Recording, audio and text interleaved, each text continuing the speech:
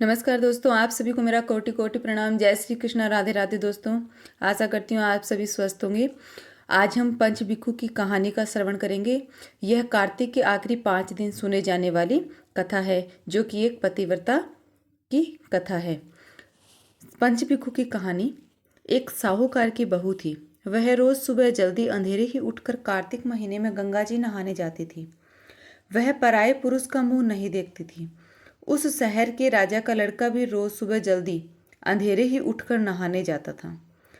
वह सोचता, मैं इतनी जल्दी सुबह नहाने आता हूँ, फिर भी कोई ना कोई मुझसे भी पहले आकर नहा जाता है, तभी घाट गीला रहता है। जब कार्तिक के समाप्त होने में सिर्फ 5 दिन रह गए, तब उस दिन साहूकार की बहू तो नहाकर जा रही थी और राजा का लड़का आ रहा था। किसी के आने की आहट सुनकर साहूकार की बहू जल्दी जल्दी जाने लगी, तो उसकी माला और जूतियां वहीं रह गई। राजा के लड़के ने माला और जूतियां देखी तो सोचा, जब माला और जूतियां इतनी सुंदर है तो इनको पहनने वाली कितनी सुंदर होगी। उसने सारे नगर में ढिंढोरा पिटवा दिया कि यह माला और जूतियां जिसकी है वह गंगा के किनारे 5 दिनों में मुझसे मिलने आए, तब उसे यह माला और जूतियां लौटा दूंगा, नहीं तो उसे भारी से भारी सजा दी जाएगी। साहूकार के बेटे की बहू ने कहा कि ठीक है, मैं आऊंगी, पर गवाही के लिए किसी को वहां बैठा देना। राजा गंगा जी के किनारे बिछौना बिछाकर एक तोते का पिंजरा लटकाकर बैठ गया। उधर वह आई तो दूर से राजा को बैठा देखा और मन ही मन भगवान से प्रार्थना करने लगी, हे कार्तिक ठाकुर, राधा दामोदर, नारायण, हे भीष्म राजा, उस पापी को नींद आ जाए और मेरी लाज बच जाए। मैंने आज तक पराये पुरुष का मुंह नहीं देखा है, आगे भी हे कृष्ण मुरारी, आप ही मेरा नियम निभाना। राजा को नींद आ गई और वह नहा धोकर जाने लगी तो सुवे अर्थात तोते से बोली, थारी चूंच जड़ाऊं हीरा, मारी साख भरजे बीरा। तब तोते ने कहा कि कोई बीरा भी साख भरता है क्या?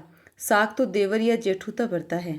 तब साहूकार के बेटे की बहू ने कहा, देवर साख भरेलो काई, हार घड़ाऊं थारे ताई। तोता बोला, अच्छा भाभी, मैं साख भरूंगा।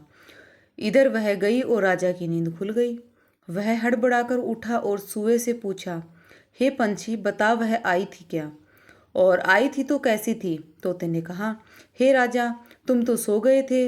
वह आई थी और उसके बेजोड़ रूप और लावण्य का वर्णन तो कोई कर ही नहीं सकता। उसकी यथा सुंदरता बताता हूँ। आभा किसी बीजली, सूरज किसी किरण, केला किसी कामणी, गुलाब को सो रंग। राजा ने कहा, सुआ तू ठीक कहता है, मैं सो गया था, कल अंगुली चीर कर बैठ जाऊंगा। दूसरे दिन राजा अंगुली चीर कर बैठ गया। साहूकार के बेटे की बहू ने दूर से राजा को बैठा देखा तो फिर से भगवान से प्रार्थना करी और राजा को नींद आ गई। नहा धोकर वह जाने लगी तो फिर तोते से बोली, थारे पगा पैराऊ नेवर, म्हारी साख भरजे देवर। सुबह ने कहा, ठीक है भाभी जी। राजा ने उठते ही फिर उसी प्रकार पूछा और सुबह ने उसी प्रकार जवाब दे दिया। तीसरे दिन राजा आंखों में मिर्ची डालकर बैठ गया। सोचा, आज जरूर से जागता रहूंगा, किंतु साहूकार के बेटे की बहू की सत की रक्षा कृष्ण मुरारी कार्तिक ठाकुर स्वयं कर रहे थे। सो राजा को फिर से नींद आ गई। नहा धोकर जाते समय वह सुए से बोली, मोती पुआऊं थारे जेवर, म्हारी साख भरजे देवर। तोते ने हाँ भर ली। राजा जब जगा तो सोचने लगा, कल सूलों के बिछावन पर सोऊंगा, देखता हूँ कैसे नींद आती है। चौथे दिन भी साहूकार के बेटे की बहू अपने कार्तिक स्नान व्रत के प्रताप से वही प्रार्थना करती आई और राजा को नींद आ गई। वह नहा धोकर जाने लगी तो तोते से बोली, देवर ब्याह कराऊं थारो, तू साथ दीजे मारो। अगले दिन राजा आग के खीरे जलवाकर उस पर बैठ गया। वह आई तो कार्तिक ठाकुर से प्रार्थना करने लगी, आज का आखिरी दिन है, हे कृष्ण मुरारी कार्तिक ठाकुर, मेरी लाज बचाना। राजा को फिर से नींद आ गई। नहा धोकर वह तोते के पास गई और उसको लाए हुए मीठे पकवान देकर बोली, देवर मीठा भोजन करजे, सुआ साख मारी भरजे। उसने यह भी कहा कि राजा को कह देना, मेरे 5 दिन पूरे हो गए, अब मेरी माला मोचड़ी मेरे घर भेज देना, नहीं तो उसके मन का पाप उसके ही शरीर से फूट पड़ेगा। जब राजा जगा तो तोते ने राजा से कह दिया। राजा ने विश्वास नहीं किया और माला मोचड़ी नहीं भेजी।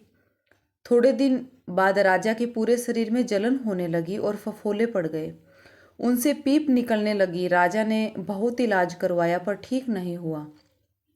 फिर ओझा और गुणियों से पूछा। उन्होंने बताया, किसी सती का श्राप लगा है, उसके नहाए हुए जल से नहाओ, और जो उसके प्रति आपके मन में पाप आया उसको मिटाने के लिए उसको धर्म बहन बनाओ, और जो उसकी चीज आपके पास है वह उसको पहुंचाओ, तो आपका यह रोग मिट सकता है।